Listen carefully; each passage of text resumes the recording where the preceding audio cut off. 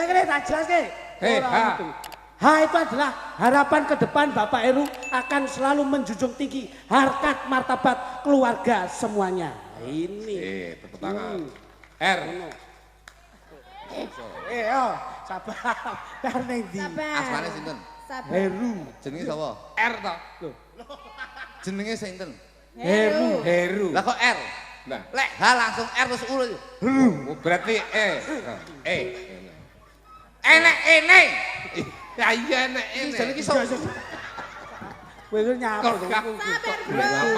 Ngengkel iki. Sabar. Jen. Kaya kenjingan apa ngono. Diaturi bocah nek lunas ngene iki lho. Yo. R apa? Ya, ayo. Anu. R iki ndekku ket mau kok disebut kowe. Gondrong iki gething iki. Wis to rasa mbok gagas. R. Ros. Kok iso R jeneng. Kuwi malah Asik karo kacotong. R nulari sampe. Kowe sampe nulari. Nulari aku. Kan iki. Oh iso.